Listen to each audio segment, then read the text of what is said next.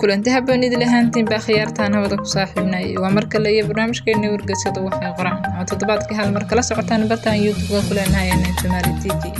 Ruushka oo soo qalab qaadanaya inuu quudaha kale ee adduunka kula loolamo dalalka qaaradda Afrika iyo Somaliland ka mid tahay.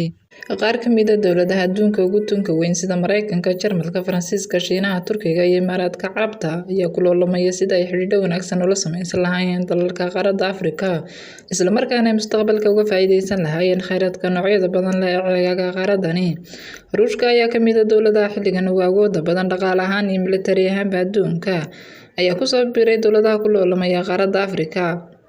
Russia ayaa horey saameyn siyaasadeed iyo mid militari ugu lahayd qaaradda, balse markii uu burburay Midowgii Sofiyeedka kadib dhacay ayaa hadda isku diyaarinaya inuu saameyntiisa siyaasadeed ku muujiyo Afrika, isla markaana uu abuuro xiriir dhow la sameysto dawladaha Afrika. Warbixin ka kooban 150 bog ay soo diyaariyeen qaar ka mid ah khubarada jaamacadda Russia oo gacan ka helaya wasaaradda arrimaha dibadda ee dalkaasi ayaa soo bandhigay sida aanu Ruushku xilligan wax saameyn siyaasadeed ah ugu lahayn qaaradda iyo sida loogu baahan yahay inuu qaado tallaabooyin u sahlaya inuu markale ka dhex muuqdo tartamada ay dawladaha waaweyn ugu jiraan qaaradda. Khubarada warbixintan diyaariyay ayaa sheegay in xilligan aanu Ruushku wax saameyn siyaasadeed ah ku lahayn Afrika, isla markaana aanay jirin siyaasad u degsan oo ku wajahan qaaradda.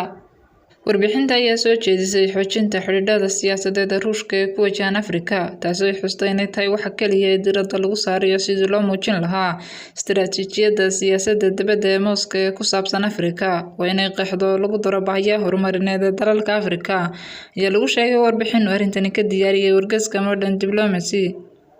dalalka Afrika iyo dawladahan tartanku ka dhexeeya daneynayaan waxaa ka mid ah Somaliland oo xilligan xiriir toos ah u leeyahay dalka Imaaraadka Carabta oo mashaariic waaweyn ka wada Somaliland, Turkiga oo qunsuliyad ku leeyahay Taiwan oo aqoonsan dawladnimada Somaliland. Intaas waxaan ku soo afmeerayay xubinteena wargeysyada in la socodsiinayaan anigu Aid Maamul. Tan iyo intaan dib u kulmi doona amaana Allah kulanti dambe wax salaam.